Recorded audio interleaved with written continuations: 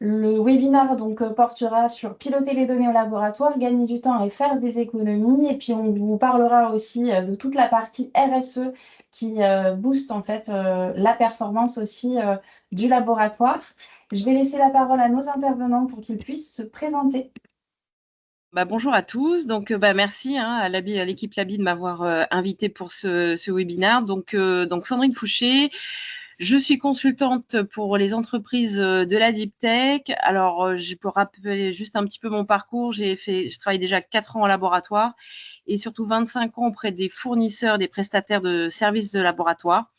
Aujourd'hui, en fait, je fais des créations de laboratoires complètes.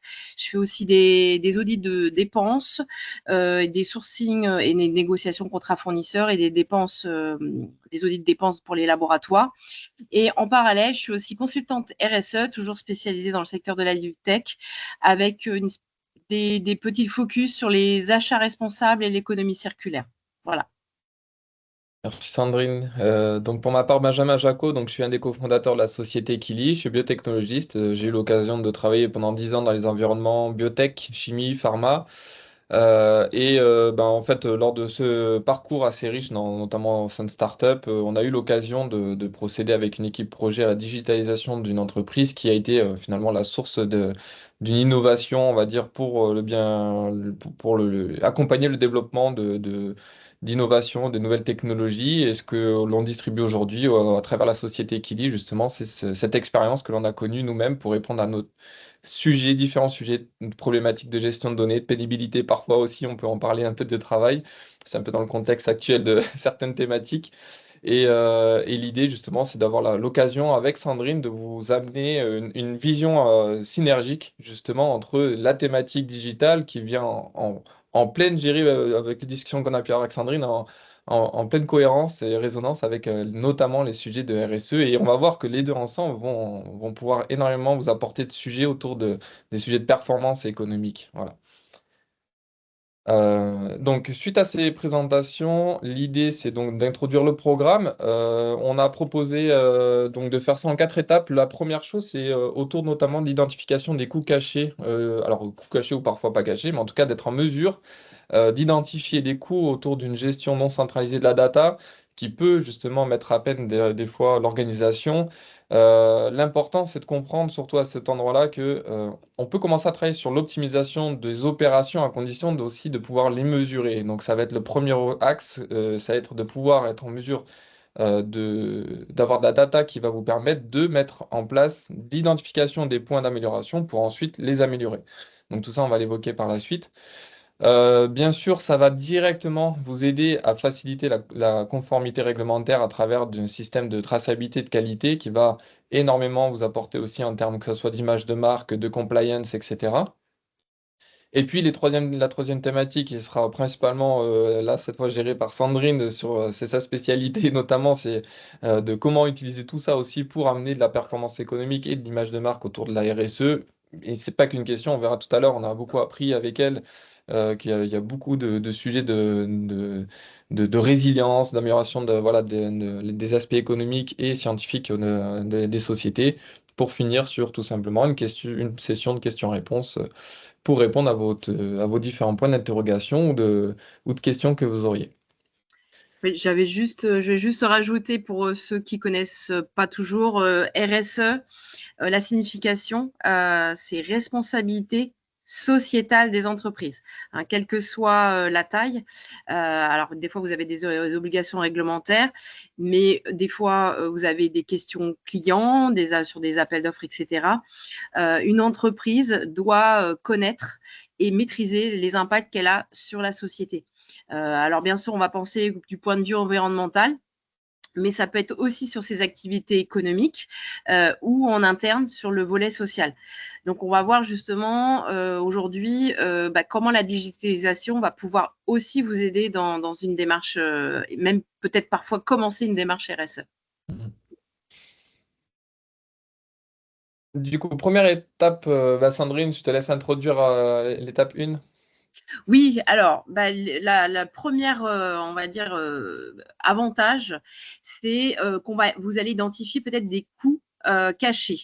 Moi, je fais régulièrement des audits d'entreprise, des audits de dépenses, et en fait, le premier problème que j'observe, c'est qu'il n'y a pas de données. C'est-à-dire que j'ai toutes les factures, tout est réparti un peu partout. J'ai au mieux un fichier Excel.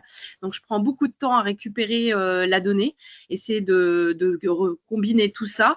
Et en fait, c'est souvent un des premiers axes d'amélioration que je propose, c'est de digitaliser tout ça pour pouvoir mieux piloter tout ça. Donc, aujourd'hui, dans une entreprise, vous avez les dépenses visibles, mais il y a toutes les dépenses invisibles que vous mesurez peut-être pas toujours. Donc, on va le voir dans le slide d'après. Donc là, c'est bien représenté par l'iceberg. Il y a la face cachée, la face que l'on voit, et puis la face cachée.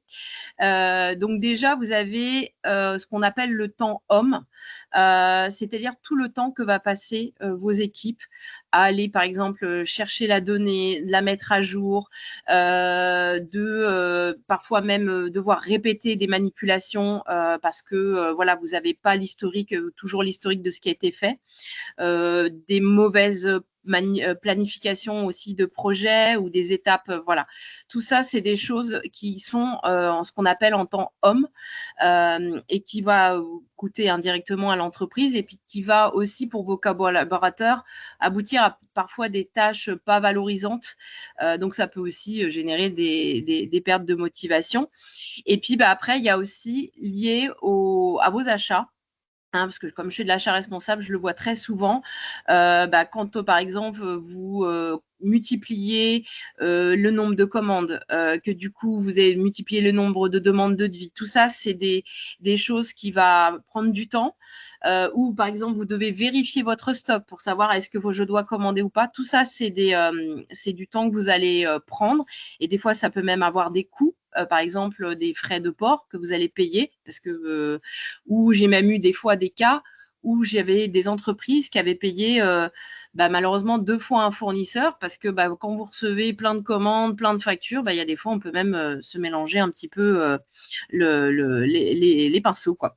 Donc ça peut être aussi des fois de l'argent pur que vous allez perdre, et puis du temps homme aussi qui va être perdu, qui sont parfois très difficiles à mesurer.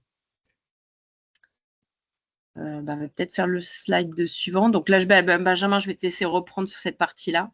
Oui, du coup, en continuité, du coup, ces coûts-là, qu'est-ce qu'ils ont aussi un lien avec les risques du coup de l'entreprise. Moi, je vais notamment parler un des axes qui m'intéresse le plus par rapport à l'historique scientifique, et aussi le fait de structurer la data, de la rendre disponible aux acteurs en fonction, bien sûr, de leur habilitation, de leur droit d'accès, va vous permettre de sécuriser aussi et de rendre votre société plus résiliente, parce que du coup, même si quelqu'un malheureusement doit quitter les effectifs, en tout cas, le savoir qu'elle aura généré, le savoir-faire que votre entreprise aura généré reste disponible aux acteurs qui en ont les accès.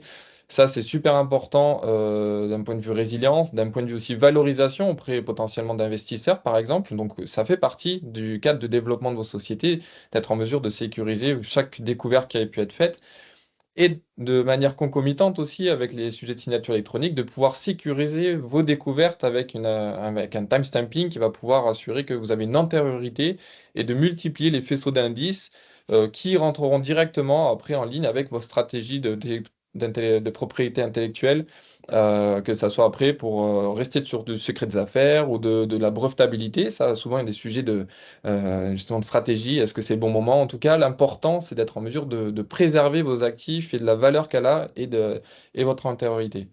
Et puis, ça va aussi simplifier toute la partie audit en termes de temps, en termes de pertinence et de finesse de traçabilité. Et surtout, ça, on va essayer de le transparaître tout à l'heure, mais on peut avoir l'impression parfois que ça fait, oui, beaucoup de choses, mais en fait, un système bien pensé, adapté à un stade de développement de la société, va permettre de fluidifier tout ça, et en fait que la saisie soit faite une seule fois, et qu'elle va être ensuite disponible pour les différents collaborateurs en fonction de leurs besoins et de leur rôle. Je sais pas, Sandrine, si tu as un sujet à Oui, ajouter alors bah, là-dessus. moi, ce que je vois côté achat, c'est aussi limiter les problèmes d'approvisionnement, notamment quand vous avez des matières premières rares ou stratégiques pour votre entreprise. Une bonne gestion des stocks, une meilleure visibilité, ça vous permet aussi d'anticiper ces problèmes-là. On verra par la suite, ça peut même être d'anticiper sur des risques techniques liés à la gestion d'appareils. Donc, il y a vraiment, c'est assez large pour l'entreprise, enfin, les bénéfices pour l'entreprise pour anticiper ces risques, en tout cas. Alors du coup, on s'était dit justement, comme on l'évoquait juste avant, c'est vrai que on peut avoir l'impression que ça fait beaucoup de choses. Et puis, comme c'est indiqué ici au laboratoire, chaque minute compte. On a souvent à faire des choses qu'on a déjà voulu faire la veille ou la semaine d'avant. Peut-être parce que justement, on avait loupé il nous manquait des Falcons qui te coûtent 20 euros. Et du coup, on a dû repayer 30 euros de frais de port en plus. Donc, etc. On a perdu en plus du temps sur le déroulé de la manip. Et ouais, tout ce sujet de digitalisation, est-ce que ça vient pas en surplus? Alors justement, là, l'idée, c'est de vous donner une perspective super intéressante là-dessus, puisque je repose le contexte aussi d'une étude qui a été relevée dans la partie, par l'usine digitale, dans le cadre de l'adoption des sujets d'IA. Alors, on va pas parler d'IA ici, mais c'est intéressant de savoir que dans ce cadre de réflexion-là, il y a 45% des organisations de R&D qui ont mis en place un partage global des données. Mais ce qui est surtout important derrière, c'est ce qui était en dessous. En fait, en ayant mis en place ce type d'infrastructure, ça leur permet, pour la très grande majorité des utilisateurs, ont remonté le fait d'avoir gagné du temps, d'avoir amélioré l'efficacité, notamment sur le sujet de prise de décision de meilleure qualité, puisque du coup, on repose aussi sur des acquis des données disponibles. Donc là, l'important, c'est de se dire, en fait, on va peut-être investir, c'est vraiment comme un investissement, on va dire, on va prendre un petit peu de temps peut-être pour se digitaliser, mais en fait, ça, c'est quelque chose qui va accompagner et rendre l'entreprise performante sur toute la suite de sa vie. Hop, slide suivante, du coup, alors on parle beaucoup de données, on parle de R&D, donc forcément, il y a ce sujet qui est très actuel en termes de souveraineté et sécurité des données. On va pas forcément passer un très gros volume dessus, mais c'est une seule slide qui a vocation quand même de donner un petit aperçu sur ce sujet, le contexte actuel. Donc l'important, on en a parlé tout à l'heure, de protéger ses savoir-faire, donc ça fait partie du capital data. Autour de ça, il y a la limitation ou la maîtrise des risques de perte ou de fuite des données. On recommande énormément la partie hébergement des données en Europe, voire même en France. Je rappelle là-dessus, attention, tout ce qui est Cloud Act et Patriot Act, ça reste une zone grise, même actuellement avec les synergies qui ont été mises en place entre les grands acteurs américains et certains acteurs français. Il reste, quoi qu'il en soit, des zones très grises là-dessus. Et jusqu'à aujourd'hui, à travers ces sujets, rien n'empêche le gouvernement, notamment américain, pour autant que ce soit des sociétés américaines qui gèrent votre hébergement, de potentiellement récupérer la data sans forcément que vous le sachiez. Donc ça, c'est un sujet où on veut faire une petite partie là-dessus. Ça reste dans la thématique, hein, je crois, tu me dis, Sandrine, directement lié à la RSE. Oui, alors en fait, dans la partie RSE, il y a la partie gouvernance.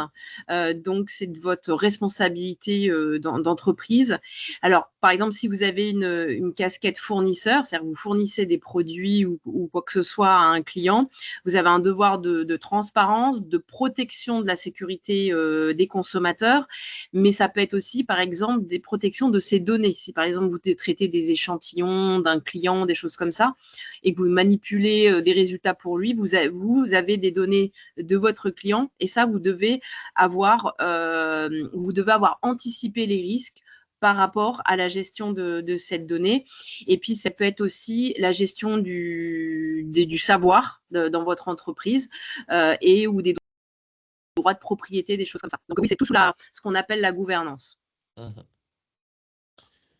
Ouais, donc ce que l'on a vu, c'est que bien structurer vos données, les données deviennent vraiment un levier qui est très puissant en termes d'anticipation des besoins, de maîtrise des risques, de l'aide à la décision pour notamment mieux investir dans l'avenir. On verra tout à l'heure en termes de gestion des équipements, etc. En quoi ça peut aussi étoffer votre aide à la décision sur des sujets beaucoup plus larges. Ça permet de centraliser du coup l'information et tracer l'historique aussitôt que possible pour préparer la société dans les exigences futures en termes de qualité, de traçabilité, des sujets de valorisation. Donc c'est vraiment un sujet qui est aujourd'hui devenu un incontournable. C'est plus vraiment, et on le dit depuis un certain temps, c'est quantesque, mais Est-ce que je dois me digitaliser? Mais c'est quand je dois me digitaliser? Et la réponse aujourd'hui, c'est le plus tôt possible d'après le contexte actuel, quoi.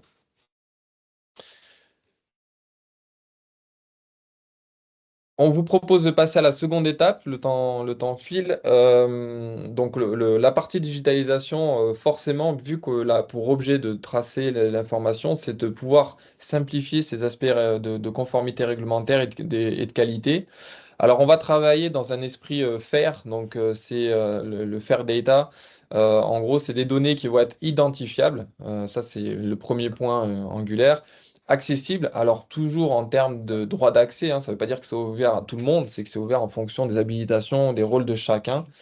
Interopérable, ça veut dire qu'on va être vigilant à assurer que la data va être mutualisable entre différentes équipes ou en tout cas facilement sur des formats ouverts le mieux possible et surtout sur un système d'information qui va être interopérable, c'est-à-dire on va pouvoir connecter un outil avec un autre, un outil informatique avec un autre outil par exemple. Et réemployable, les formats justement n'étant pas bloqués, on va pouvoir réemployer cette donnée et que cette donnée, dans le cadre où elle a été enregistrée, on a toute l'information des métadatas ou le contexte, quel protocole a été choisi, quelles étaient les conditions expérimentales, les résultats obtenus, pour qu'elle soit pleinement réutilisable et qu'il y ait le moins de doutes possible, en tout cas dans le cadre de génération des informations expérimentales. Sur la partie centralisation des données de laboratoire, je pense que Sandrine, tu as Oui. aussi pas mal de matière là-dessus. Ouais. Alors, on l'a vu tout à l'heure, hein, déjà, de fait de digitaliser, vous avez voilà, déjà des aspects financiers, économiques qui peuvent avoir lieu. Mais là, je vais vous montrer qu'en fait, il y a d'autres choses qu'on ne pense pas forcément avec un logiciel pour le laboratoire. Moi, en fait, je suis formée My Green Lab. Alors, je ne sais pas si vous connaissez, mais c'est une association, enfin, un organisme indépendant américain qui, en fait, œuvre pour la décarbonation des laboratoires. Bon, elle est connue mondialement. Et donc, ils montrent, enfin, ils font des formations pour justement aller à la chasse aux émissions carbone, au gaspillage dans les laboratoires. Dans le but de réduire les consommations d'énergie, les déchets, etc. Donc moi, quand je fais ce genre de choses pour un laboratoire, bon, très vite, on l'a mis sur le slide, c'est les papiers. Hein. On ne se rend pas compte, il y a beaucoup de papiers dans les laboratoires parce que la documentation historique, il faut savoir que selon l'ADEME, une entreprise d'environ 100 salariés dépense chaque semaine entre 10 000 et 25 000 euros uniquement sur sa consommation de papier et l'entretien du matériel, les imprimantes, etc. Donc ça engendre donc énormément de papier, enfin de déchets papier. Ce qu'on regarde aussi particulièrement, c'est la consommation forcément énergétique, par exemple des équipements, les congélateurs, les hôtes, etc., pour voir s'il n'y a pas déjà des appareils qui sont trop consommateurs ou qui sont en dysfonctionnement. On va regarder aussi des fois dans le cœur des manips. Hein. Moi, par exemple, on le voit souvent, l'usage. Alors, c'est vrai qu'on est un peu éduqué à mettre des gants pour tout, mais on s'aperçoit que finalement, il n'y a peut-être pas toujours besoin de gants pour tout. Moi, il y a des fois, on peut voir, par exemple, des manipulations où vous allez utiliser un tube de 50 ml, alors qu'en fait, un tube de 15 ml était largement suffisant. Mais un poids de déchets d'un tube de 50 ml n'est pas le même qu'un tube de 15 ml. Vous pouvez aussi voir, on peut observer parfois des déplacements aussi de personnel parce que vous avez la partie tertiaire, le bureau, qui est éloigné du laboratoire. Donc, des fois, vous avez des personnes qui basculent d'un temps à un autre. Le fait de digitaliser, quel que soit l'endroit où vous êtes, vous pouvez avoir accès à l'information. Donc, ça paraît plein de petites choses, mais quand on fait la chasse à tous ces gaspillages ou ces choses utilisées ou c'est des augmentations de déchets, finalement, on améliore l'empreinte carbone on réduit l'empreinte carbone du laboratoire, mais tout ça, il faut le mesurer. Si vous faites des actions et que vous ne les mesurez pas, vous ne saurez pas si c'était efficace ou pas. Et finalement, c'est quand on les mesure qu'on s'aperçoit que toutes ces petites choses, additionnées les unes sur les autres, finalement, ça fait beaucoup de choses. Donc, il faut pouvoir les mesurer et ça, c'est par l'intermédiaire de la digitalisation. On va peut-être faire le slide d'après. Donc, quand tout à l'heure, on a parlé de réduction des coûts, par exemple, à mieux gérer le stock, et ben finalement, vous allez faire aussi de la RSE en même temps. Par exemple, moi, je fais de l'achat responsable. C'est quoi? C'est mesurer votre juste besoin. Bien sûr, est-ce que vous avez besoin de ce produit-là? Mais est-ce que vous avez l'acheté bien dans les bonnes quantités? Est-ce que c'est la bonne qualité, etc. Donc, quand vous visualisez, vous avez une visualisation en temps réel de votre stock, des quantités, des dates de péremption, des lots, etc. Vous achetez de manière responsable. Vous ne le savez pas, mais vous achetez déjà de manière responsable parce que si vous pilotez bien, vous allez acheter, vous n'allez pas acheter inutilement, vous n'allez pas jeter parce que vous avez laissé le délai vous avez des stocks périmés. Donc ça, c'est de l'achat responsable. Ensuite, si vous organisez bien vos commandes, parce que justement, vous avez cette bonne visibilité, vous allez réduire les livraisons, donc les frais de transport. Alors déjà, ça, on l'a vu, ça peut vous faire des petites économies, mais il y a aussi toutes les émissions carbone que vous avez du transport de votre fournisseur jusqu'à vous. Donc, tout ça, ça vous permet de réduire tous ces déchets, ces achats inutiles, parfois même de doublons, parce qu'il y a des fois, on se dit, tiens, il manque tel produit au laboratoire, je vais l'acheter, puis finalement la collègue elle avait fait la même chose et du coup on se retrouve avec du surstockage. Donc ça c'est des choses la digitalisation va même vous permettre de faire de l'achat responsable. Peut-être on oui. peut donner un petit exemple Oui, sur le sujet. exact. Alors, juste, ça fait une introduction c'est une des manières de répondre. Alors, bien sûr, on n'est pas le seul acteur à travers la solution Labi, logiciel Labi, de proposer ces services. Mais pour vous donner un titre d'exemple, les gestionnaires de stock pourront avoir des dashboards personnalisés. Donc là, on voit typiquement qu'on a 8 produits à restocker. On connaît les fournisseurs, quelles sont les matières premières concernées, les quantités qui restent vraiment disponibles, celles qui ont un statut expiré, etc. Donc vous avez tout un jeu d'informations disponibles. Si je veux avoir de l'information justement sur des produits concernés, alors je vais pouvoir aller me rendre, par exemple, je ne sais pas où il a été stocké dans la hiérarchie, ce n'est pas très grave. Je vais mettre, on va prendre un produit assez commun, par exemple, l'acide acétique. J'ai une fiche produit, je dis, tiens, rouvre-le-moi dans ma hiérarchie. Donc je le vois où est-ce qu'il est organisé. Donc ça aussi, ça aide à la gestion de l'entreprise. Et puis quand je regarde la fiche produit, donc on a des rappels, notamment sur des sujets de dangerosité, on va pouvoir creuser le sujet. On aura également alors, une mise à jour des stocks restants qui sera directement reliée avec les usages qu'on aura fait dans les manips. Alors ça a plusieurs intérêts. Comme l'a évoqué Sandrine, c'est de mettre à jour les stocks restants automatiquement en fonction des usages, ce qui va permettre de diminuer aussi des sujets de charge mentale. On en parlera un peu plus tard, je crois, mais pour améliorer aussi le quotidien des utilisateurs, pour que finalement le fait qu'on assure qu'il n'y ait pas de rupture de stock, ça ne repose pas sur les épaules de quelques personnes qui vont constamment aller vérifier combien il reste de chaque élément. Donc de pouvoir aussi se reposer sur un allié qui va sur lequel on aura pu faire du paramétrage, des sujets de QMIN, QMAX pour gérer les réapprovisionnements, des sujets de péremption. Et puis en même temps, on va assurer un maximum de documentation d'un point de vue, par exemple, safety, avec la possibilité de stocker des documents de type de fiches de sécurité, et puis de retrouver à chaque fois qu'un élément a été utilisé dans la gestion des stocks, pour quelle manip, en quelle quantité et par quel utilisateur, ce qui permettra de remonter aussi des sujets d'information pour la médecine du travail, par exemple. Et tout ça, c'est 100 temps additionnel, puisque c'est chaque collaborateur qui fait les éléments en fait en fonction de ses rôles et de ses activités dans le laboratoire. Donc c'était une rapide aparté, je dirais, sur la partie gestion des stocks pour vous donner une idée de comment cela peut se concrétiser finalement à travers une interface par rapport au sujet, aux thématiques que l'on évoque actuellement. Ouais, je crois que Sandrine, tu avais une suite aussi là-dessus. Oui, j'avais juste d'autres exemples à rajouter. Par exemple, quand vous utilisez des organismes vivants, alors après, on parle justement par rapport à des animaux, des choses comme ça, même si c'est un petit peu difficile de parler de stock, mais vous allez aussi limiter cet usage, c'est-à-dire à la période, au moment où vous allez travailler dessus, le temps de garder ces animaux. Voilà, donc tout ça, c'est des choses qui vont vous aider aussi à répondre aux obligations liées au bien-être animal. Quand vous réduisez vos nombres de livraisons, vous indirectement, je pense que toute personne qui a reçu des colis pour les laboratoires, vous voyez des fois des emballages bien trop, bien plus grands que ce qu'il y a dedans des fois.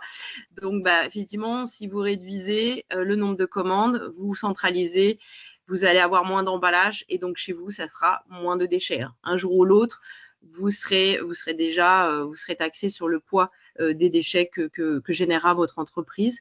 Ça vous permet aussi, comme l'a montré Benjamin, quand vous avez comme ça une bonne visibilité de tous les produits que vous utilisez, parfois ça peut être aussi l'occasion à un moment donné pour vous d'essayer des alternatives plus responsables. Tu parlais des produits chimiques, il y a la green chemistry, donc vous avez des fois des alternatives de produits chimiques. Tout ça, d'avoir toutes ces informations déjà digitalisées, vous pouvez bien plus facilement de faire des équivalences et surtout de les associer à une application. Est-ce que je peux changer pour un produit plus responsable? Mais quelle va être la conséquence pour mon laboratoire? Dans quel cas j'utilise ce produit? Vous l'associez à des manips et tout ça, vous pouvez le voir automatiquement. Et alors, plus globalement, là, c'est ma casquette acheteuse que je fais, c'est que souvent, vous avez beaucoup de fournisseurs. Moi, c'est le premier constat que je fais quand je fais des audits. Il y a trop de fournisseurs. Moi, il y a des fois, je vois le même produit d'une couleur bleue chez un fournisseur et le même produit d'une couleur blanche chez un autre fournisseur. Tout ça, c'est une visibilité que vous aurez pour pouvoir peut-être éviter des doublons, réduire votre nombre de fournisseurs. Donc, à partir du moment où vous avez une visibilité sur ce que vous achetez, vous aurez la possibilité de réduire le nombre de fournisseurs. Et économiquement, de toute façon, vous vous y retrouverez dans tous les cas. Et je crois qu'il y avait le sujet aussi de sécuriser les sourcings avec la possibilité d'avoir les différents fournisseurs malgré tout en capacité de fournir un même produit dans le cas où il y en a un qui ferait défaut, quoi. Oui, voilà, c'est-à-dire que l'avantage aussi, même quand vous discutez avec les fournisseurs, là je vais parler plus dans la partie négociation, mais si vous avez une visibilité sur vos consommations, sur le rythme de vos consommations, donc pour eux, ça va être des indications de cadence de commande. C'est des leviers de négociation que j'utilise au quotidien. Et ça, vous pouvez ne l'avoir que si vous avez l'information. Ça sera très difficile si vous regardez sur un logiciel qui va être vos commandes, etc. Ça sera très compliqué. Donc oui, et donc pouvoir aussi trouver pour les produits stratégiques des fournisseurs alternatifs, c'est beaucoup plus facile également. Alors, je vais rebondir aussi sur un autre point qui est peu pensé, parce que c'est quelque chose d'assez nouveau. C'est la gestion du parc de matériel. En fait, quand on a discuté avec l'ABI, c'est la première chose que je leur ai dit, parce que je fais beaucoup d'installations de laboratoire avec de l'équipement qui vient de l'économie circulaire.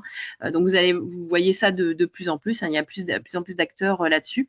Donc, pour mes clients, je vais rechercher du matériel alors soit neuf, reconditionné ou de seconde main. Et quels vont être mes critères? Clairement, c'est d'avoir qu'est-ce que c'est ce produit, d'où il vient, quand est-ce qu'il a été acheté, quelle est sa date d'achat pour savoir aussi quelle version c'est, dans quel état, quelle utilisation, etc. Et souvent, ce qu'on ne pense pas, c'est que déjà de bien piloter votre parc de matériel, et on verra, il y a d'autres points bien sûr évidents, mais c'est demain, si vous devez revaloriser vos équipements via la revente, on vous demandera tous ces documents et ces documents-là vous permettront de revendre plus cher. Moi, aujourd'hui, je l'explique à mes clients, un appareil où j'ai toutes les informations sur quel produit il a utilisé, est-ce que c'est des produits à risque chimique, à risque biologique, forcément, le prix sera supérieur à un appareil où on n'a aucune information. Donc, gardez-le en tête parce que je pense que l'économie circulaire va beaucoup se développer dans les prochaines années pour les laboratoires. Et puis, bien sûr, le partage des équipements. Ça, je pense que des fois, vous le faites, mais là, ça va être encore plus simplifié.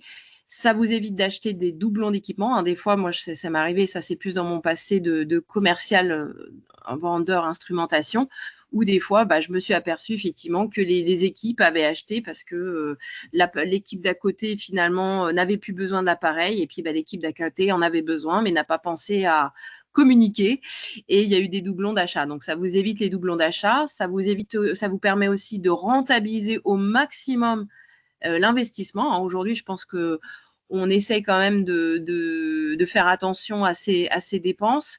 Et donc, l'idée, c'est d'optimiser au mieux ce que vous achetez. Donc, avec des plannings de réservation, voilà, tout ça, vous pourrez le faire si vous digitalisez. Ça peut être aussi le suivi des maintenances et des réparations. Si vous avez des alertes, des choses comme ça, enfin des choses qui vous indiquent à quel moment il faut maintenir, faire des maintenances ou des réparations, tout ça, ça va prolonger leur durée de vie. Ou au contraire, par exemple, si vous avez des outils pour piloter la consommation de l'énergie ou bien de vérifier qu'ils sont à bonne température, qu'il n'y a pas eu de coupure d'électricité, des choses comme ça. Ça vous permet aussi de voir tout de suite, de détecter les problématiques qu'il peut y avoir de déviation d'appareils, alors en termes de mesures, mais des fois de dysfonctionnement global. Hein. C'est vraiment ça qui est le plus aussi intéressant dans la digitalisation. Je ne sais pas si tu voulais montrer Oui, quelque chose. ouais, on peut étayer tes propos, effectivement. Encore une fois, l'idée, c'est de donner une idée de comment on peut y répondre avec des manières ultra simples, hein, mais pour autant complètes. Donc, plutôt que d'aller dans stock, je vais rebondir sur le propos dans le module de gestion des équipements qui va permettre d'avoir justement tout le cycle de vie de tous les équipements de l'organisation. Alors là, on a pareil un dashboard qui me permet de savoir combien de maintenances sont à venir, combien sont en retard. Il y en a beaucoup. Heureusement, on est dans un environnement de démonstration. Dans les opérations, le but, c'est qu'on ne soit justement pas dans ce cas de figure. Puis ici, on va pouvoir retrouver en fonction de chaque équipement, je vais prendre un exemple ici d'un appareil de chromatographie, où on a vraiment toute la fiche de vie de l'équipement qui va pouvoir être gérée par le ou les responsables, justement, avec son nom, les numéros de série pour faciliter justement les sujets de maintenance et les interactions avec les prestataires. On saura à qui il appartient. On peut aussi être des fois en mesure d'indiquer qu'on a utilisé un équipement mais qui n'est pas le nôtre, hein, d'un point de vue traçat. Oui. C'est super important aussi d'un point de vue, encore une fois, expérimental. On est dans les questions aussi, je reviens sur les sujets de savoir-faire, en complément de ce que tu as évoqué. On est sur ces sujets, au fond, de reproductibilité des résultats aussi, pour s'assurer que tout ce qu'on crée est capitalisable. Donc la partie équipement, il y a vraiment un élément qui est central là-dedans. Donc on va pouvoir gérer toute la partie gestion des maintenances ad hoc ou planifiée avec des systèmes de réservation. On va pouvoir gérer, dans les cas les plus compliqués, des groupes de composition d'équipements qui vont permettre de savoir que à telle date on avait tel module de détection, un fluo ou un UV, etc. Et surtout, je dirais par la suite de pouvoir avoir un logbook automatique aussi, puisqu'en fait, on va faire la manip, on a utilisé un modèle de protocole, des matières premières, et puis aussi un ou plusieurs équipements dans le temps. Et donc ça, on va gérer une traça automatique qui va enrichir justement la fiche de vie qui sera réemployable, comme l'a indiqué Sandrine, dans le cadre, par exemple, d'achat ou de cession d'équipements. Et enfin, et la manière de savoir si l'équipement il est utilisé à 20, 30, 40, 5% ou 95% de ses capacités, et donc de pouvoir aussi piloter les décisions s'il y a vraiment besoin de cet équipement, qui peut aussi parfois être associé à des ressources critiques humaines, donc il faut gérer les compétences, ou si finalement pour le peu de tests et que le niveau de sécurité, criticité de l'information, c'est quelque chose que vous pourriez être amené à externaliser, donc de préserver aussi certains sujets économiques. Donc ça, encore une fois, c'est des décisions stratégiques, hein, là-dessus. Mais au moins, vous avez les datas pour le faire. Ouais. Et puis, on retrouve le guide utilisateur. Donc ça, chaque personne, il n'a pas retéléchargé 15 fois le manuel d'utilisation. Il le retrouve dans les fiches adéquates. Voilà, donc encore une fois, ce n'est qu'un exemple, hein, mais Oui, ça vous j'ai un permet de... exemple ça me fait penser à un exemple parce que j'ai travaillé longtemps avec les fournisseurs de laboratoire et on avait eu le cas une fois d'un fournisseur qui a mis un petit peu de temps. Alors bon, eux, ils sont au niveau qualité, ils sont pourtant très très au point et pourtant il a mis du temps.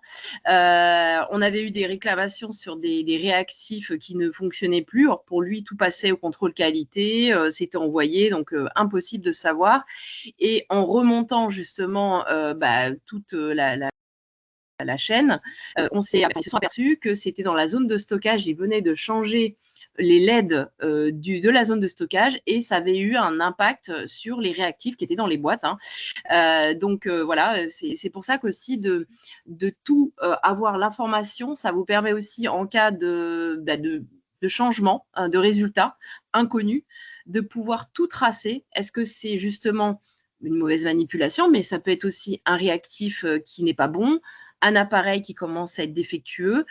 Tout ça, c'est très difficile à mesurer, à retrouver si vous n'avez pas ces informations-là en temps réel. Et moi, là, j'ai travaillé pour un prestataire d'analyse pour les entreprises. Ça peut arriver aussi et on nous demande de justifier si les résultats ne sont pas, voilà, ils ne s'attendaient pas à ces résultats, on nous demande de justifier que nous, on a été exemplaire sur tout le processus. Donc ça, il faut pouvoir le prouver. Donc déjà pour vous, en interne, ça va permettre de trouver peut-être l'origine d'un problème, mais aussi vis-à-vis de vos clients, de prouver que vous avez toute cette traçabilité. Je crois que c'est bon sur cette partie. On va faire la suite. Je te laisse continuer du coup, Sandrine. Oui, alors en fait, voilà, c'est là justement, c'était pourquoi j'ai accepté, alors au dehors que ce soit une entreprise française, n'est-ce pas, pourquoi j'ai voulu faire aussi ce webinaire, parce que je le vois depuis le début, c'est compliqué aujourd'hui pour les entreprises, surtout les petites structures, de faire des démarches RSE, mais finalement, là, c'est vraiment le moyen de commencer quelque chose qui va être positif sur plusieurs tableaux. Alors, bien sûr, là, on l'a vu, tous les points qui étaient positifs pour la partie laboratoire. Alors, on va peut-être passer le slide d'après. En fait, ce qu'on s'aperçoit sur les entreprises qui ont déjà mis en place, parce que certains ont plus d'obligations, notamment les grosses entreprises, c'est que, alors peut-être hormis la première année où effectivement là il y a des coûts de mise en place, mais les années suivantes, en moyenne, une entreprise va augmenter sa performance économique de 13%, voire même plus, j'ai déjà vu plus. Pourquoi ? Parce que si vous organisez mieux votre entreprise, que vous achetez mieux, que vous utilisez mieux, forcément, la rentabilité de votre entreprise, elle va augmenter. Donc, il y a des fois, il faut aussi, justement, Benjamin parlait de toute de l'IA, des choses qui arrivent un petit peu nouveau. Qui est nouveau, c'est peut-être, vous n'aurez pas une bonne IA, vous servira à rien si vous n'avez pas d'une bonne donnée. Donc, c'est aussi les moments où il faut parfois peut-être un moment de réflexion, de pause sur son fonctionnement, et de se dire, voilà, j'ai des axes majeurs, ma qualité, mes dépenses, et puis bientôt on va vous demander aussi tout ce qui est bilan carbone, et ça vous pouvez le faire sans beaucoup d'efforts en plus à travers la digitalisation, un logiciel de laboratoire. Pour étayer ton propos et ce qui fera la transition, je crois, pour la slide suivante, nos clients, l'ensemble des utilisateurs attestent de gagner en moyenne 4 heures par semaine et par utilisateur. Donc, c'est quand même extrêmement significatif. Autant vous dire que le ROI, il est super rapide quoi, sur ces thématiques-là. Oui. Alors c'est vrai que, voilà, finalement, vous pouvez vous dire, bon, c'est super, je vais améliorer ma RSE. C'est bien joli sur le papier, mais j'ai d'autres choses à faire. En fait, ça va vous aider pour d'autres choses. Et là, on va élargir le scope. Déjà parce qu'on peut vous demander de faire des bilans carbone. Aujourd'hui, des entreprises peuvent vous demander si vous avez fait. Ils peuvent pas voilà, c'est pas rédhibitoire, mais ils peuvent vous demander de faire ces bilans carbone. Et est-ce que vous réduisez votre bilan carbone ? Vous êtes peut-être dans les années à venir, tout dépend de la taille des entreprises, mais soumis à des réglementations. Les plus grosses entreprises ont la CSRD, mais au fur et à mesure, jusqu'à 2030, ça va à s'adresser à des entreprises beaucoup plus petites, et on va vous demander donc de faire des rapports avec des documents. Il va falloir amener des preuves, alors bien sûr qualitatives, mais aussi des preuves quantitatives, et de justifier aussi de la trajectoire de réduction de vos impacts. Alors bon, la CSRD, c'est sur pas seulement l'environnemental, mais tout ça, on va vous le demander. Et si vous n'êtes pas concerné par les réglementations, il y a de fortes chances que ça vous arrive par l'intermédiaire de vos clients. Des appels d'offres. Par exemple, dans les appels d'offres publics, je crois que c'est en 2026, 100% des appels d'offres auront un critère de durabilité. Donc, on va vous poser des questions sur, par exemple, les appareils que vous utilisez, la gestion de l'eau, la gestion de votre, par exemple, des gaz, des choses comme ça. Ça, vous pouvez l'avoir dans des appels d'offres ou même de vos équipements. La veille, par exemple, si vous mettez en veille vos équipements. Et puis, même si vous ne répondez pas à des appels d'offres ou vous n'êtes pas concerné par ça, vous pouvez quand même avoir des questionnaires fournisseurs parce qu'il y a de plus en plus d'entreprises qui commencent leur démarche RSE et automatiquement, on est obligé de voir le côté achat. Par exemple, EcoVadis, je crois que c'est au-dessus d'une entreprise de 20 personnes. Vous avez automatiquement le volet achat responsable qui va vous s'ouvrir et pour lequel vous devez répondre. Donc aujourd'hui, ça permet vraiment aussi de démarrer petit à petit de la donnée qui va vous servir peut-être un petit peu plus tard ou voire même maintenant, tout dépend de votre taille, pour répondre à des questions clients, des obligations réglementaires et puis indirectement, pour vous, c'est aussi une meilleure gestion des ressources. Matières premières, des fois, ça peut être très stratégique, surtout en ce moment. La gestion des risques, ça, on va en parler après, mais ça va être peut-être plus de côté investisseur, etc. Réduire les coûts cachés, donc augmenter votre marge. Et puis, tout ce qui va être transparence, responsabilité, tout ça, vous allez améliorer. En tout cas, vous pourrez donner de l'information. Au moins, si vous, en tout cas, vous avez de la demande, vous aurez l'information déjà disponible. Alors, peut-être Benjamin, tu voulais peut-être parler de cette slide-là? Alors, ce que moi je peux évoquer, ça me fait penser à un cas concret également que j'ai vécu directement, hein. C'était sur justement la collection de données chromatographiques où, pour schématiser le workflow, c'était je lance mes manips et mes runs sur du parc chromato, je processe les datas, j'imprime mes résultats. Je les retranscris sur des fichiers Excel qui vont être réimprimés pour être ensuite les tableaux de résultats découpés pour finalement être collés dans un cahier papier qui finira dans une armoire dont personne ne se souvient au bout de 6 mois, etc. Quand on fait tous, enfin vraiment quand on se pose sur cette image, on s'est rendu compte qu'on n'était pas des cas du tout isolés dans l'écosystème. C'est quand même un peu dommage finalement que des ressources enfin, voilà, qui peuvent amener beaucoup d'autres choses sur du design d'expérience, sur de l'analyse de données, finalement passent beaucoup de temps à faire des choses qui sont sympas, mais peut-être tout en scrapbooking, je crois, il y a des choses comme ça qui existent, qui peuvent être des passions à côté, hein, mais dans le cas du travail, ça peut être dommage. Alors, des fois, il y en a qui ont des très belles écritures, qui ont des cahiers de papier super jolis. D'autres ont des écritures plus de docteur, on va dire, pour pas, c'est pas du tout péjoratif, au contraire, mais c'est voilà, des choses qui peuvent être difficiles à lire. On a eu des cas d'exemple où parfois c'est du français, de l'anglais, on passe après en Ouais. polonais. Enfin, et ça, vous n'allez pas forcément évidemment le maîtriser, au même titre que l'information, la rigueur d'information qui sera intégrée dans ces documents-là. Alors, c'est pas forcément que les personnes n'ont pas le souhait de le faire, c'est que malheureusement, le workflow ne les aide pas trop au quotidien d'assurer que tout est bien rendu de la bonne manière dont vous aimeriez que ça soit fait, du moins. Standardisation. La Voilà, la standardisation de la standardisation. donnée, ouais, ça c'est important. Donc là, sur des cas d'exemple de ce type-là, on est sur des résultats derrière au niveau de la transfo digitale, sur plus de 80% de temps économisé sur une des manips les plus répandues dans l'organisation. Donc autant vous dire que l'impact il est vraiment énorme. Et puis derrière, en termes de qualitatif, c'est 40% d'erreurs réduites. On a fait de l'analyse un peu comparative entre ce qu'il y avait avant et après. Dans 100% des cas, l'analyse qui a été automatisée, enfin pas l'analyse, mais le transfert de data qui a été automatisé était correct. Ça aussi, c'est extrêmement important de se dire que potentiellement, si j'ai pas optimisé mes opérations, il y a de fortes chances, malheureusement, qu'il y ait des jeux de données qui soient erronés dans mon organisation. Et ça, en termes d'image de marque également, il y a des sujets qui peuvent remonter derrière, quoi. Pour moi, c'est tout. Je sais pas si tu as d'autres choses que Oui, tu veux évoquer là-dessus. globalement, on parle aussi alors là, je vais parler plutôt le volet social, c'est que, voilà, quand vous êtes moins stressé à faire des erreurs, d'oubli, de choses comme ça, ou des tâches un peu trop chronophages et peu valorisantes, vous allez améliorer la qualité de vie au travail.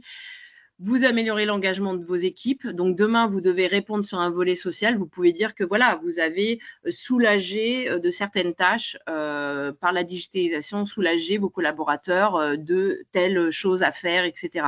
Donc, tout ça, c'est aussi des choses qui vont vous aider sur la partie RH et puis sécuriser les savoirs, la transmission, etc. Ouais, on évoquait aussi, c'est vrai, Stéphanie me rappelle des sujets autour des recrutements. On a eu aussi des cas d'exemple où, ben, à poste équivalent, hein, après, c'est non pas forcément ça qui va départager, mais quand un poste équivalent, ben, il se peut qu'un talent finalement décide d'aller dans une organisation dans laquelle retrouvera un cadre de travail plus motivant, je dirais, d'un point de vue au quotidien, mais aussi parce qu'elle aura les données suffisantes pour faciliter son onboarding et puis pour participer au développement des technologies, etc. Et ça, la digitalisation aide également énormément.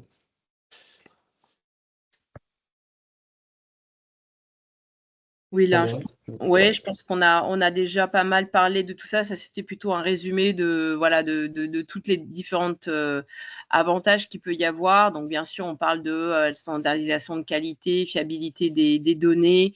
Quand vous faites des audits, clairement, je crois que vous avez quelques exemples, Benjamin, mais je crois qu'effectivement, certains ont passé beaucoup de temps sur des audits parce que l'information n'était pas disponible tout de suite. Et donc, ça peut vraiment faire gagner du temps par la suite. Si vous avez prévu d'être audité par vos clients, ou pour d'autres d'audits de qualité, ou pour des labels aussi, hein, voilà, c'est important de faire toute cette partie-là. mhm. On a, pareil, sur ce même exemple, on a un module dédié, par exemple, à tout ce qui est gestion de la documentation électronique avec des process de vérification, de validation, distribution et suivi des prises de connaissances qui vient en pleine synergie du reste de la gestion du laboratoire et qui est adapté et dimensionné aussi au labo de R&D. Ça, je tiens à préciser aussi, on n'est pas sur des sujets qui sont des machines à gaz, hein, ça reste bien humain et sur lesquels facile à utiliser. Et ça, en termes d'audit, c'est les auditeurs, nos clients nous rendent que les auditeurs sont très très contents de pouvoir travailler dans un environnement, même pour eux aussi, plus facilitant.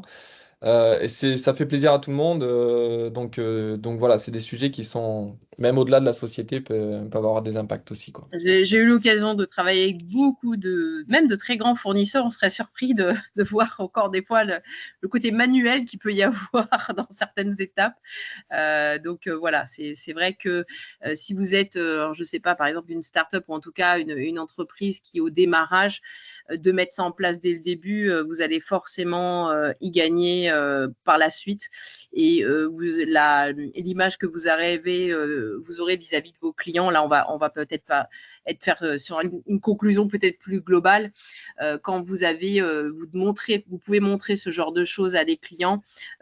Clairement, quand vous êtes dans les groupes pharmaceutiques, l'agroalimentaire, la cosmétique, les choses comme ça, c'est des choses qui rassurent parce que ça leur parle, parce que eux ont ces exigences-là. Après, si on peut faire plus globalement, et là je vais élargir vraiment entreprise, et là je vais voilà, finir sur une partie RSE, mais aujourd'hui, tout investisseur, même subvention, même il y a des prix aujourd'hui scientifiques, il y a un volet, on va dire en tout cas environnemental qui va vous être demandé. Et vous avez aussi, par exemple, même du côté des banques, vous allez voir que si vous avez des rapports RSE ou des choses à fournir, ça sera des avantages pour vous. Il y a même des prêts bancaires, le prêt impact qui est dégressif en fonction de votre démarche RSE. Donc voilà. Je ne sais pas si du coup il y a je pense qu'on a fini. Après, c'est peut-être plus répondre aux questions des personnes qui sont présentes. Merci déjà Benjamin et Sandrine pour la présentation. Alors, je vois que certaines personnes commencent à écrire au niveau des questions, donc on va laisser quelques minutes. C'est vrai que, alors, il y a souvent une question qui peut revenir sur, bah oui, mais ok, on va réduire les dépenses papier, enfin l'empreinte écologique sur la partie papier, par exemple, mais la digitalisation, ça a aussi parfois un impact avec les serveurs, etc. Est-ce que peut-être Sandrine, tu peux nous dire deux mots là-dessus en attendant que... Oui, j'ai quelqu'un, un fournisseur qui m'a posé la question. Il me dit, ouais, même avec l'IA, il me dit, c'est super gentil. Nous dit qu'il faut faire absolument ça, mais moi, je veux être, voilà, je veux faire attention à mon empreinte environnementale, mais tout ça, c'est des serveurs, etc. Moi, je prends toujours l'exemple du médicament pour que ça parle à tout le monde. Clairement, de réduire son impact environnemental, ça ne veut pas dire que vous serez à zéro. c'est le net zéro, c'est-à-dire que vous aurez toujours un impact. Et le but, c'est de limiter cet impact et peut-être de faire des choses pour contrebalancer ces impacts. Mais c'est quand, par exemple, vous avez un médicament, il y a forcément des effets secondaires. Un médicament, voilà, on le sait. Maintenant, qu'est-ce que va faire un médecin? C'est de voir quel va être l'intérêt pour vous de prendre ce médicament, peut-être même de sauver votre vie, ou en tout cas de l'améliorer grandement. Mais peut-être que vous allez avoir des effets secondaires. Mais le bénéfice du médicament sera supérieur au peut-être risque que vous pouvez avoir d'effets secondaires. Donc, c'est cette balance qui va faire que moi, je le vois aujourd'hui. Oui, il y a, et encore aujourd'hui, demain, déjà aujourd'hui, il y a des solutions de serveurs moins impactants, moins énergivores. Hein. Il y a déjà des solutions qui existent. Donc, on va de toute façon avoir de plus en plus de solutions comme ça. Mais je pense que les bénéfices sont tels de digitaliser. Hein. Demain, on aura l'IA. Alors, bien sûr, à ne pas utiliser n'importe comment, mais si cette utilisation est raisonnée et limité à ce qu'on a besoin au minimum, vous êtes sûr de ne pas faire d'erreur. Là où va être le surplus, c'est quand vous commencez à apprendre des choses qui ne sont pas vraiment utiles pour améliorer des choses qui fonctionnent déjà très très bien. Voilà, c'est là où je pense la limite. Mais voilà, c'est pour moi, il y aura toujours un bénéfice supérieur à peut-être l'impact énergivore des serveurs, des choses comme ça, sachant qu'il y a quand même des choses qui commencent à arriver où on peut limiter cette partie-là. Je ne sais pas si j'ai répondu à la question. Alors, figure-toi que c'était la question qu'on allait nous poser. Donc, voilà, j'ai lu dans les pensées de… J'ai tout le temps la question. J'ai tout le temps la question, mais il faut bien se dire aussi que quand vous avez quelqu'un qui va se déplacer pour aller chercher quelque chose, qui va prendre du temps, qui va allumer l'ordinateur, enfin voilà, on ne se rend pas compte justement de toute cette énergie, je parle bien pour le coup énergie électricité, etc., voire même des déplacements, finalement, de centraliser des données, de les avoir et que ça s'alimente presque automatiquement, forcément, vous consommerez moins que si vous faites éparpiller partout. Et je ne parle pas de tout le gain qu'il y a sur, par exemple, les transports, parce qu'aujourd'hui, le transport, on sait que c'est une grosse partie des émissions carbone. La fabrication des produits aussi. Donc, il y a vraiment à gagner sur ces parties-là. Et du coup, Nadia, donc, qui nous posait cette question, demandait s'il y avait peut-être des sources ou des moyens de mesurer de manière quantitative ces informations-là. Alors, sur la consommation énergétique, peut-être? Ouais. Ouais, alors, si vous faites appel à un serveur, normalement, il doit pouvoir vous communiquer ce genre de choses, même par rapport à la consommation que vous avez. Après, si vous parlez de la consommation énergétique dans les laboratoires, moi, ce que je conseille, et franchement, il existe, et en France, des solutions françaises qui vous permettent de piloter vos appareils, de la consommation, etc. Et ça vous permet justement de voir pour les ordinateurs qui sont reliés à l'appareil, la consommation énergétique de l'appareil. Tout ça, vous pouvez l'évaluer. Et vous verrez que même si vous mesurez aujourd'hui, vous pouvez avoir des petits tableaux, hein, même sur l'ADEME, il y a ou la base empreinte de l'ADEME, vous pouvez calculer en fonction du nombre de kilomètres que vous faisiez entre, je ne sais pas, un labo et un autre labo, ou un labo et votre bureau, combien vous avez fait en émissions carbone. Donc tout ça, c'est des choses… oui, la consommation des serveurs, ça, normalement, votre fournisseur doit pouvoir vous fournir ce genre de choses. Surtout que généralement, c'est des grosses entreprises. Donc, ils doivent pouvoir vous donner par rapport à votre consommation, parce qu'ils vous facturent comme ça, pour pouvoir vous donner ces informations-là. Et certains hébergeurs sont aussi, vous proposent des solutions plus vertes, en fait, sur le stockage, sur les data centers. Ça, normalement, votre fournisseur doit pouvoir vous fournir ces informations-là. Je peux donner, j'ai un exemple qui me revient en tête aussi. pour donner une autre dimension de cet impact au niveau des bénéfices-risques, si on prend l'aspect consignation des données sur du papier avec des données moins facilement qualitatives, on va dire, avec des difficultés de reproductibilité qui peuvent parfois entraîner de refaire des manips et donc perdre du temps, sujet d'image de marque avec un partenaire, mais aussi, je dirais surtout d'un point de vue économique, peut-être un perte de temps et un manque à gagner sur des valeurs futures pendant que le produit est couvert par vos brevets et de sa distribution. C'est tout ce bénéfice-là, peut-être de 3 mois perdus, finalement, c'est 3 mois de perdus pour peut-être un traitement futur qui va retarder à être mis sur le marché. Et donc ça, l'impact aussi au niveau sociétal, il est moins facilement mesurable à date, forcément, mais il est quand même potentiellement super important d'un point de vue et social et sociétal, et clairement un point de vue économique futur de la société, quoi. De toute façon, ce qui se profile avec la CSRD, c'est ce qu'on appelle la double matérialité, c'est-à-dire de rapprocher votre impact sur la société environnementale et l'aspect financier. On combine les deux. Donc demain, vous serez de toute façon obligé de faire cette synergie entre l'aspect économique et l'aspect environnemental, social, etc. Donc, c'est aussi se préparer à tout ça. Et On plus en vous revient à la préparez balance bénéfice-risque que tu disais tout exactement. à l'heure.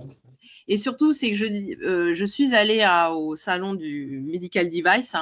Ils recommandaient vraiment aux startups, ils disaient qu'ils avaient de la chance. Pour les jeunes entreprises, vous avez de la chance de démarrer ça. Parce que, par exemple, on prend l'exemple d'une société qui a fait un medical device avec la certification CE, etc. Enfin, de changer quelque chose, c'est énorme, même s'ils ont la traçabilité. Donc, de mettre en place ça dès le départ, c'est beaucoup plus simple. Vous pouvez commencer petit à petit et c'est bien plus simple de mettre ça dès le départ en place plutôt qu'après où là, ça devient très, très compliqué. Et ça peut même être des bénéfices, enfin, un avantage commercial, je pense, dans le futur. Alors nous, c'est vrai qu'on accompagne nos clients qui sont déjà un peu avancés en nombre d'années dans la société pour justement faciliter cette transition. Souvent, ils sont sur des fichiers Excel un petit peu éparses, en plus des cahiers papier. Mais on a aussi le cas de clients qui nous rejoignent après avoir fondé une précédente société et qui viennent de créer une nouvelle société. Et là, ils nous appellent avant même de déposer du coup le nom de leur nouvelle société. Parce qu'ils savent que c'est un enjeu et que ça va leur simplifier la vie, notamment sur la mise en place de nouveaux process dès le départ, d'onboarding pour intégrer des nouveaux collaborateurs. Et puis pour chercher aussi des investisseurs futurs Ouais. pour les rassurer sur la mise à disposition de la data, quoi. Il y a clairement un moment où il y a avoir une accélération. On l'a vécu dans l'entreprise où j'étais avant. J'avais rejoint, on était 15 personnes, vraiment start-up, etc. Et je l'ai quitté après pour la création de Kili. On était à peu près 120. Donc j'ai eu l'occasion de voir ça. Et en fait, clairement, il y a un moment où ça s'accélère, à tout qui prend d'un coup. Et là, si on n'est pas prêt finalement à accompagner ce développement, en fait, vous allez vous retrouver avec un boulet qui va vous ralentir là où vous avez besoin d'accélérer en quelque sorte. Donc, c'est vraiment se préparer. J'aime bien prendre l'exemple d'un mentor que j'ai toujours autour de moi qui me dit t'as 1000 raisons d'échouer, mais t'en as trois pour lesquelles il faut réussir. Il faut se préparer à la réussite en quelque sorte. Et donc là, c'est ce qu'on nous recommande, c'est de mettre tout en œuvre pour que votre plan, c'est de réussir. Mettez tout en œuvre pour que ce plan de réussite fonctionne, etc. Et Alors ça, ça, c'est en j'en parle préparation. souvent pour les startups quand ils vont passer à l'étape, on va dire, accélération. C'est beaucoup plus facile d'accélérer sur des bases solides que d'accélérer sur des choses un peu bancales. Ça, c'est sûr, c'est sûr. Et ça, c'est un. Donc oui, ça, je confirme. Je ne sais pas s'il y a d'autres questions. Non, il n'y a pas d'autres questions. Il y a surtout des personnes qui nous remercient pour la clarté de la présentation. Donc, merci à tous d'avoir participé et merci pour vos commentaires. Merci à nos intervenants, donc Benjamin pour le logiciel Labi et Sandrine pour Spark Labo. N'hésitez pas à les contacter. On va laisser quelques minutes, du coup, cette slide avec les informations. Si vous avez d'autres questions, on reste à votre écoute. Merci à tous et puis on laisse ce webinaire en replay pour nos futurs internautes. Voilà. Merci Bonne beaucoup. journée à tous. Bonne journée. Merci Au revoir. Sandrine. À bientôt. Merci. Au revoir. Au revoir.